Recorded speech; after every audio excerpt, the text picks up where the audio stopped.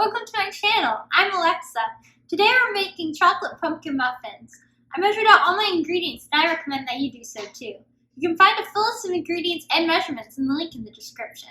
Remember to watch the video first so you can be prepared. First, I'm going to sift my baking soda, cinnamon, and my flour. This is to make sure there are no clumps. If you don't have a sifter, you can use a wire whisk or a fork. When you're sifting, you can push the ingredients through using a rubber spatula or a spoon, or you can tap the sides of it with your hands.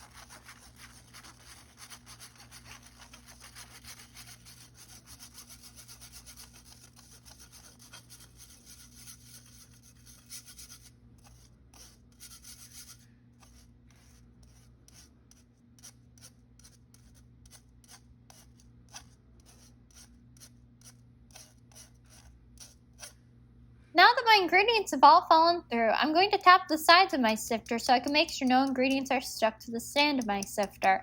If your sifter doesn't have a stand, you don't need to do this step. Now I'm going to put the eggs, milk, sugar, and pumpkin into the bowl of my stand mixer. Before I added my eggs, I'm going to quickly scramble them with a fork to help them combine better with the rest of my ingredients.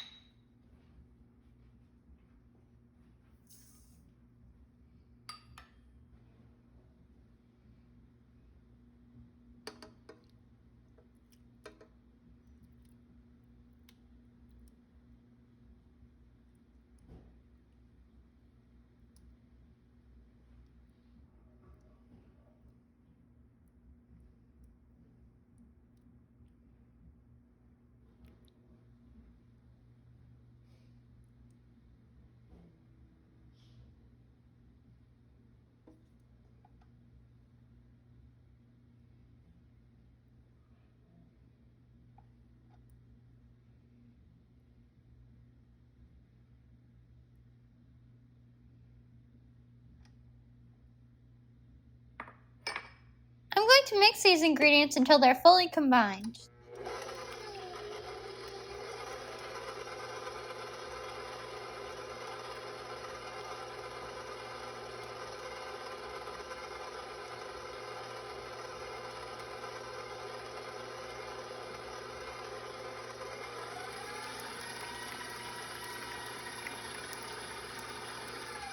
Some pumpkin is sticking to my bowl, so I'm going to quickly scrape down my bowl and the beater of my stand mixer with a rubber spatula to get it off of there. It's important that these ingredients get mixed in at this step because it will be harder to mix them in later in the process.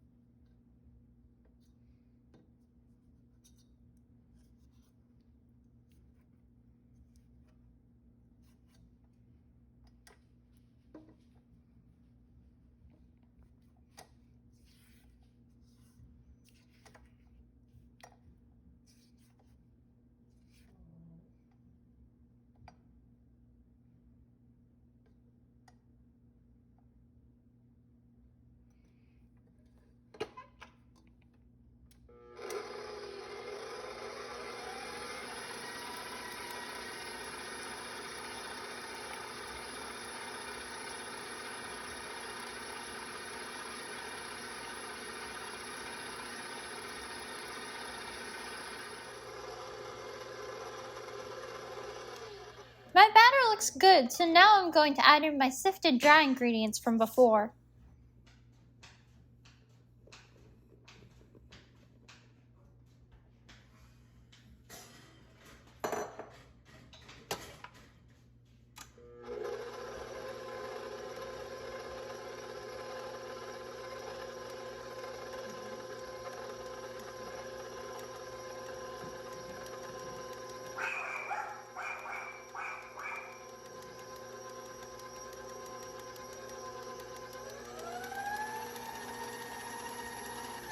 my dry ingredients are climbing the sides of my bowl, so I'm going to scrape down the sides of my bowl, the bottom of my bowl, and the beater of my stand mixer.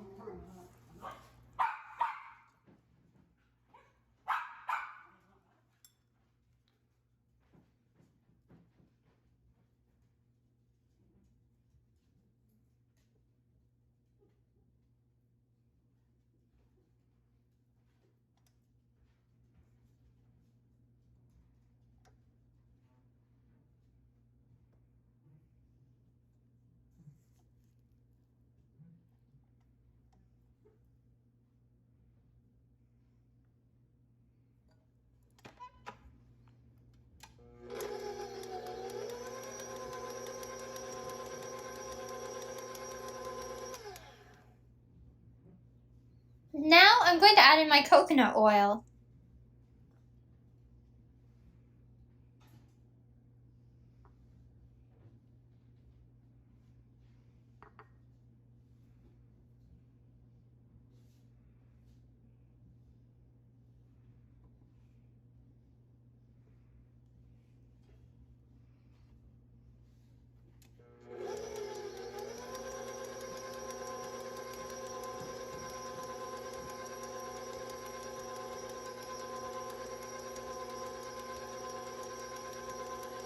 Some coconut oil isn't combining with my batter, so I'm going to scrape my bowl again.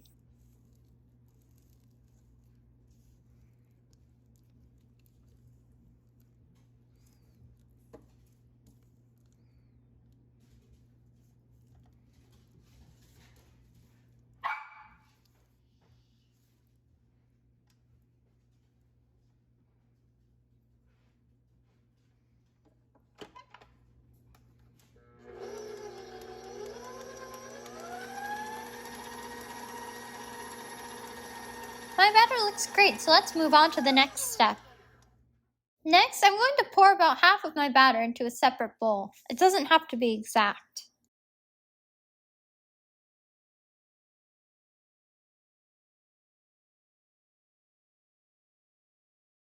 Now I'm going to add in my cocoa powder and chocolate chips to the separated batter.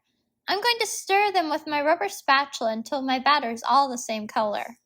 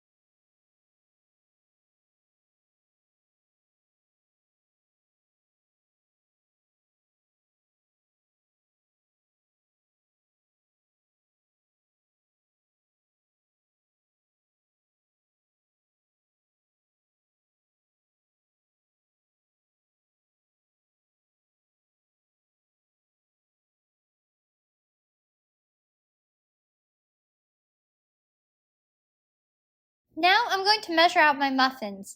Each muffin should take 6 teaspoons of batter, approximately 3 teaspoons of each depending on how you were able to make each batter. To do this, I'm using a 2-teaspoon ice cream scoop, which is 1 inch in diameter, to scoop my batter into my cupcake liners. I used 1½ scoops. You can also use a measuring spoon if you'd prefer. If there's batter left over after you're finished scooping out your muffins, you can evenly divide it among your muffins.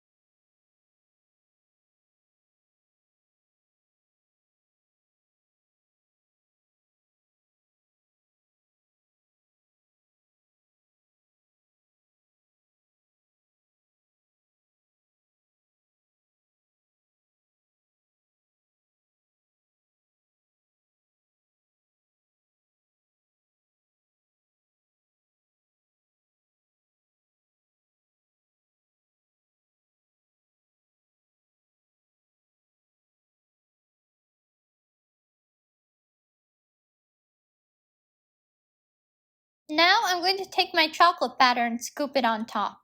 If you have some of that left over, evenly divide it among the muffins as well.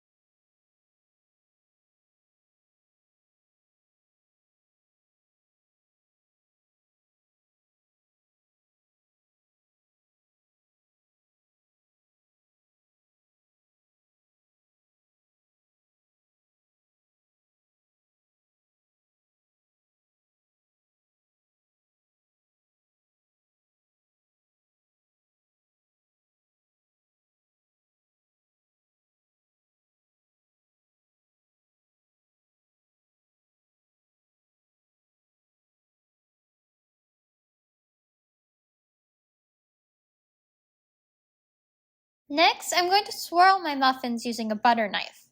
Run the knife through the batter in a wave motion to swirl the two batters together. Be careful not to mix too much or they'll combine. There's nothing wrong if they combine, it just won't give the desired look and it'll taste a little different.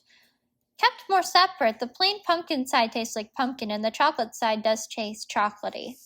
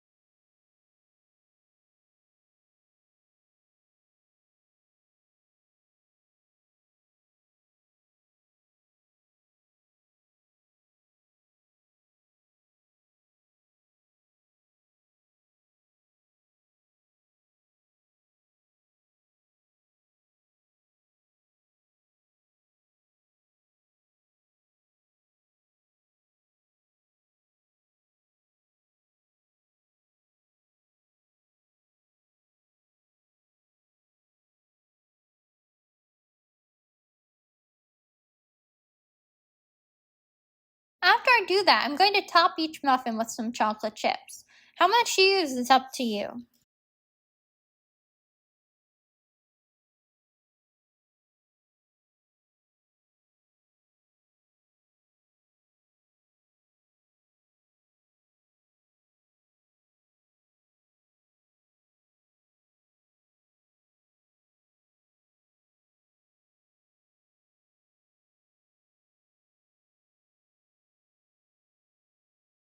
Now I'm going to put my muffins into the oven. My oven's preheated to 350 degrees Fahrenheit. My muffins took 20 minutes to bake. When they're done, they should bounce back when you press gently on them or insert a small knife, cake tester, or skewer that should come out clean unless you touched a melted chocolate chip. Put them on a cooling rack so they can cool. And my pumpkin chocolate muffins are done and looking delicious. Please let me know what you thought of the video in the comments and how the recipe went for you. Don't forget to like the video and subscribe so you can see when new videos are added. Thank you and enjoy.